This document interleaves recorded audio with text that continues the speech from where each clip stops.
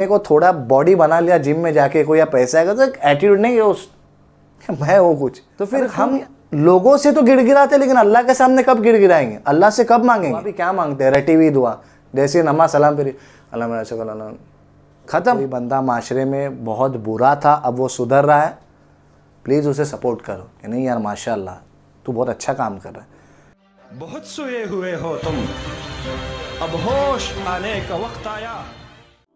तो बनी इसराइल का टॉपिक छेड़ने का मकसद ये है कि कौम हट डरमी करती थी, अल्लाह की नेमतें खा खा के जो है ना अल्लाह के हुक्म के ख़िलाफ़ करती थी।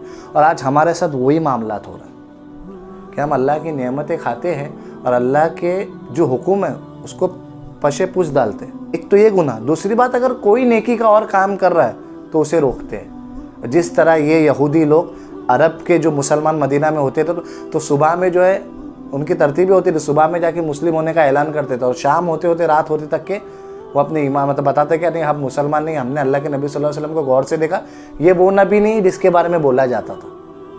ये सूरह आले इमरान की मैं तफसीर की बात बता रहा हूँ आपको। मतलब ये क्यों करते थे कि जो मुसलमान लोग हैं अपने ईमान से हट जाए।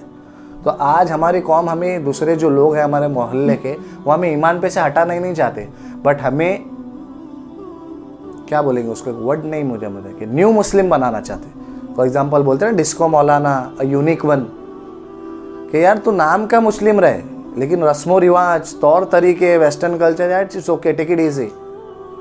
अगर कुछ बोलने लगे हैं मैन टेक अ चिल पिला, मतलब कि बहुत भारी काम कर रहा है ना। तो वो वही बात मैं बोलना चाहूँगा कि आज यहाँ पर बैठ के जो तुमको नसीहत दे रहा है ना भाई, तुम्हारे इमेजिनेशन के बाहर है कि हम क्या थे और क्या थे। अल्हम्दुलिल्लाह, अल्लाह का शुक्र है कि अल्लाह ने सही ट्रैक पे लाया। जो तुम्हें नसीहत कर रहा है ना वो देख चुका है, चोट खा चुका है, खुद एक्सपीरियंस है, लोगों के एक्सपीरियंस कारगुजारी सुन चुका है।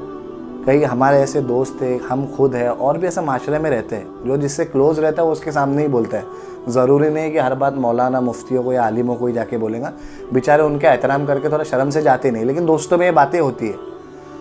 तो ये चीज़ पे गौर करें क्या हमारे साथ जो हम हरकतें कर रहे हो बनी इसराइल से सिमिलर ना हो।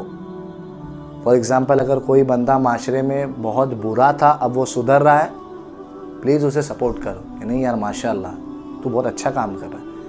आज़मजात से गुनाह होती है लेकिन यार तू बहुत अच्छा काम कर रहा है क्योंकि तूने तौबा की। और अल्लाह ताला खुद फरमाता ना कि मुझसे तौबा करो। जैसे मैं बता रहा था कि हमारा रब क्या है, अल्लाह ताला खुद फरमाता है कि तू फॉर एग्ज़ाम्पल किसी ने अभी ज़िना किया और वो सच्चे दिल से तौबा किया तो अल्लाह फरमाता है मैंने तुझे माफ़ किया। फिर ज़िना किया और सच्चे दिल से तौबा किया, अल्लाह कहता है मैंने तुझे माफ़ किया। फिर ज़िना किया, ऐसा अगर दिन में वो 70 मरतबा करेगा, 70 टाइम्स, और कोई और गुनाह भी, फॉर एग्जांपल चोरी किया, फहश बातें किया, पॉर्न देखा, गर्लफ्रेंड के साथ किधर गया, हराम काम किया, मैं एग्जाम्पल दे रहा हूँ, अगर वो उसने दिन में 70 बार किया और 70 मरतबा सच्ची तौबा किया, अल्लाह फरमाता है मैंने तुझे माफ़ किया। ये हमारा रब अल्लाह है, अल्लाह ये हमारा रहमान है जो 70 माहों से ज़्यादा प्यार करने वाला है। वो भी इसलिए मिसाल दी गई है कि तुम तुम्हारी अकल से काम लो। अल्लाह की मोहब्बत तो लामहदूद है। वो तो अल्लाह का शुक्र है कि अल्लाह हमारे पूरे जो है ना दुआएं कबूल नहीं करता है इस दुनिया में, वरना हम नऊज़ बिल्लाह हम खुद रब बन बैठेंगे। हमें ये जो दौलत हम जो मांगते रहते ना, हम दुआ भी क्या मांगते हैं, रटी हुई दुआ जैसे नमाज सलाम फिर ख़त्म।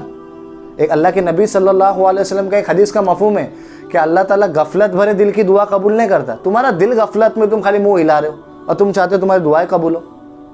ये अल्लाह का एक इंसान पे बहुत बड़ा एहसान है कि उसकी हर दुआ कबूल नहीं करता। अल्लाह ताला ने अपने अर्श के नीचे क्या लिखा है, हदीस का मफहूम है कि मेरे गुस्से पे मेरी रहमत हावी है।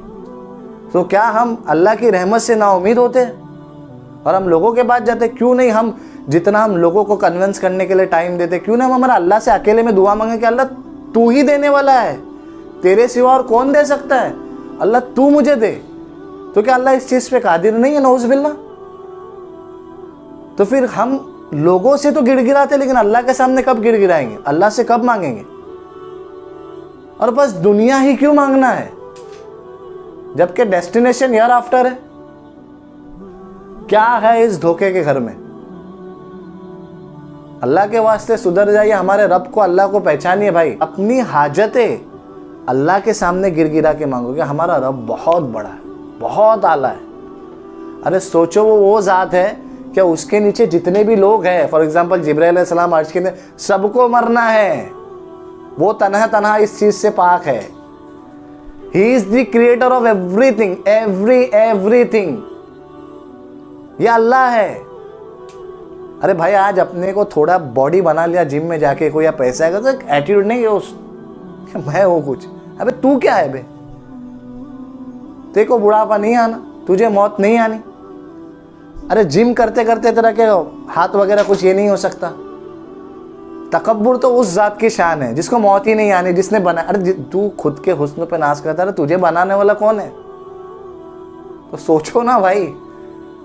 तो ऐसी कितनी मिसालें हैं। अल्लाह के वास्ते अपने रब को पहचानिए और अल्लाह से गिरगिरा के मांगिए।